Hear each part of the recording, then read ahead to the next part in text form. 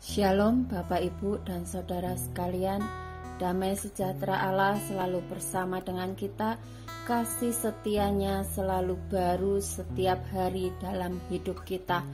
Mari kita ada di doa pencurahan Roh Kudus pada hari yang ke-6.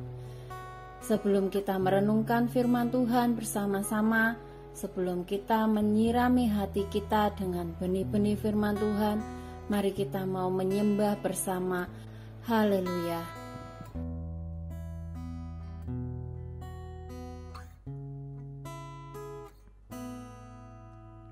Penolong yang selalu setia, memenuhi keperluanku. Tak pernah Dia mengecewakan. Yesusku tak pernah gagal. Segala perkara dapat ku tanggung di dalam Dia yang memberi kekuatan. Tuhan Yesus penolong dan sahabat, tetap percaya Tuhan setia.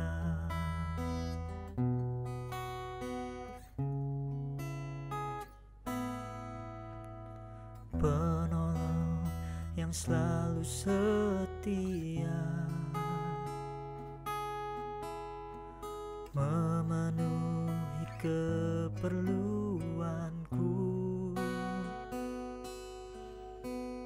Tak pernah Dia mengecewakan. Yesusku tak pernah gagal. Segala perkara dapat ku tanggung di dalam Dia yang memberi kekuatan. Tuhan Yesus penolong dan sahabat, tetap percaya Tuhan setia. Segala perkara dapat ku tanggung di dalam Dia yang memberi kekuatan.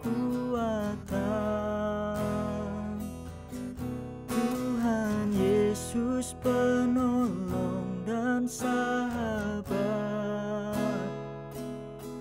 tetap percaya Tuhan setia.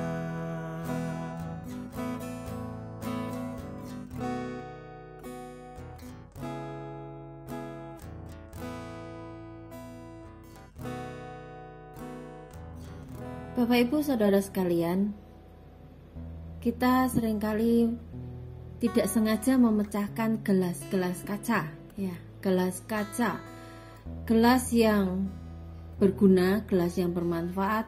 Kita yang tahu bahwa gelas itu sangat rapuh, gelas itu sangat mudah pecah karena terbuat dari kaca.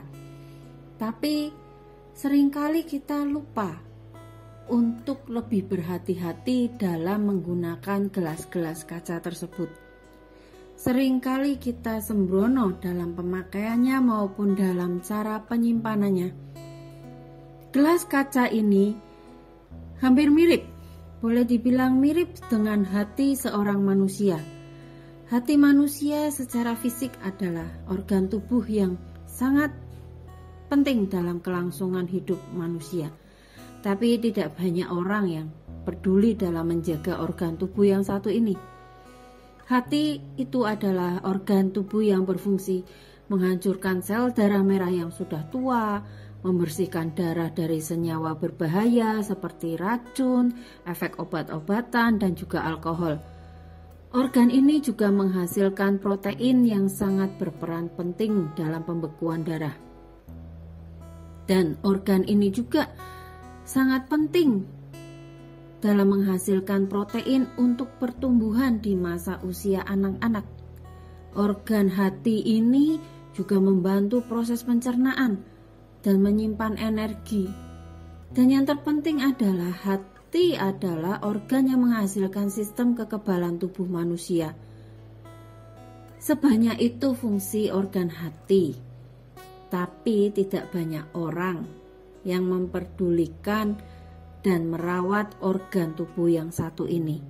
Bahkan seringkali tidak disadari bahwa ada gejala yang sebenarnya sudah menunjukkan bahwa organ hati ini mulai mengalami kerusakan, mulai mengalami kegangguan. Dan kebanyakan orang baru sadar saat kerusakan itu sudah menjadi parah, bahkan juga berbahaya bagi hidup seseorang. Hati dalam arti sebagai anggota organ tubuh maupun hati dalam artian sebagai perasaan sama rapuhnya dan sama pentingnya untuk selalu dijaga oleh setiap manusia. Karena apa? Karena hati dalam dua pengertian itu sama-sama sangat berperan penting, meskipun tidak terlihat, tapi sangat memiliki pengaruh yang besar dalam kehidupan seorang manusia. Tuhan telah memberikan perintah pada kita di dalam Amsal 4 ayat 23. Jagalah hatimu dengan segala kewaspadaan, karena dari situlah terpancar kehidupan. Tapi tidak banyak orang yang menjaga hatinya. Terlebih lagi hati sebagai perasaan manusia. Tidak terlihat nyata, tapi sangat mampu, bahkan bisa membawa pada sebuah kematian jika kita tidak menjaganya dengan baik. Saat kita diperhadapkan pada sebuah lembah kekelaman, musim hidup yang tidak enak, apapun dalam hidup kita ini, tetaplah jaga hati kita. Itulah perintah Tuhan. Pilihannya ada dalam diri kita. Akankah kita menyimpan sampah yang membusuk dalam hati kita? Ataukah kita akan melepaskan semua sampah itu dan mengisi hati kita hanya dengan rasa syukur, rasa mengampuni, sehingga hati perasaan kita ini bisa tetap bersih dan kita bisa tetap menjalani hidup kita dengan penuh damai sejahtera dan ketenangan hidup, bahkan berlimpah sukacita meskipun kita sedang dalam lembah kekelaman. Saat melewati lembah kekelaman apapun, sangat tidak mudah bagi kita untuk dapat tetap menjaga hati. Karena itulah kita selalu butuh Roh Kudus, Roh penolong, Roh penghibur yang Tuhan janjikan pada kita semua yang percaya dan menanti-nantikannya. Tuhan Yesus memang sudah naik ke surga dan secara nyata tidak terlihat oleh mata manusia kita. Tetapi Tuhan Yesus telah mengirimkan Roh Kudus untuk tetap beserta dengan kita, untuk tetap menjaga langkah hidup kita, sehingga saat Tuhan Yesus datang kedua kalinya nanti, kita tetap didapati oleh Tuhan Yesus bahwa kita selalu siap dan setia serta bersih hati kita dan melayakkan kita, membuat kita layak untuk bersama-sama dengan Tuhan masuk dalam kehidupan yang kekal. Mari Bapak Ibu Saudara sekalian, kita akan berdoa bersama. Kita mohon kepada Roh Kudus untuk masuk dan tinggal tetap dalam hati kita, memampukan kita melewati segala perkara apapun selama kita hidup di dunia ini. Dapat ku tangguh di dalam Dia yang memberi kekuatan. Tuhan Yesus penolong dan sahabat, tetap percaya Tuhan setia.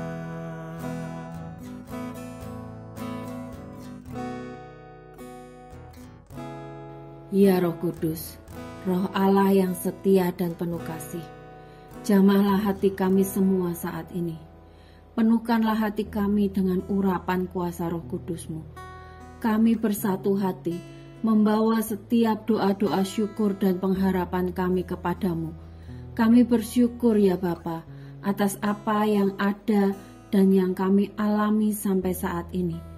Kami mohon Tuhan, Roh Kudus-Mu Engkau curahkan pada kami semua pada hari ini. Kami mohon ya Bapa, jamahlah dan sembuhkanlah setiap tubuh dan hati yang terluka bahkan yang tersakiti. Jamahlah ya Roh Kudus dengan kuasa kasih-Mu yang besar.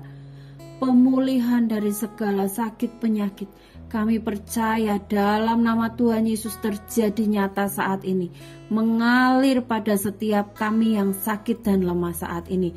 Dimanapun kami berada, kami percaya kuasa Roh Kudus-Mu tidak terhalangi oleh tempat dan waktu. Ya Bapa, kuatkanlah selalu kasih dalam hati setiap keluarga yang ada. Setiap rumah tangga kembali dipulihkan oleh jamahan kuasa Roh Kudus dengan penuh kasih setia.